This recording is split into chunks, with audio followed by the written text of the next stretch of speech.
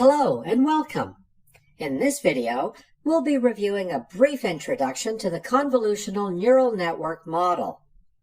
Convolutional neural networks, or CNNs, have gained a lot of attention in the machine learning community over the last few years.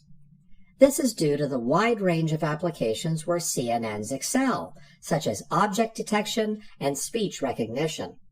In a later part of this video, we'll examine the object recognition problem, which is a key consideration when using CNNs. You'll also get an idea of how a CNN structure allows it to extract the elements from an image. For example, you'll see how a CNN learns to pick out a person or a dog or even chairs from an image, even if the chairs are only partially visible.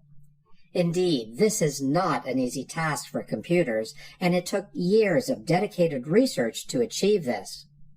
The original goal of the CNN was to form the best possible representation of our visual world in order to support recognition tasks.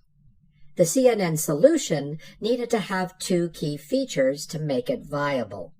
First, it needed to be able to detect the objects in the image and place them into the appropriate category.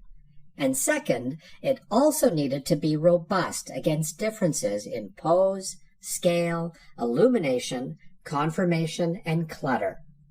The importance of this second feature simply cannot be overstated, since this was historically a huge limitation of hand-coded algorithms.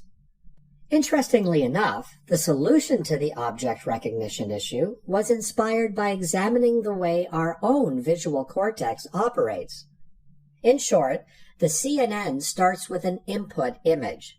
It then extracts a few primitive features and combines those features to form certain parts of the object. And finally, it pulls together all of the various parts to form the object itself. In essence, it is a hierarchical way of seeing objects. That is, in the first layer, very simple features are detected. Then, these are combined to shape more complicated features in the second layer, and so on, to detect things like a cat or a dog or any other object we're needing to detect. The convolutional neural network was developed from this sequence of steps. Let's consider the building in the lower right-hand corner of this image. How can a trained CNN learn and recognize that it's an image of a building, rather than some of the other elements that are situated in the photograph, such as a person or even those clouds in the sky? Well, in the training phase, CNNs would receive many building images as input. Then, CNNs will automatically find that the best primitive features for a building would be things like horizontal and vertical lines.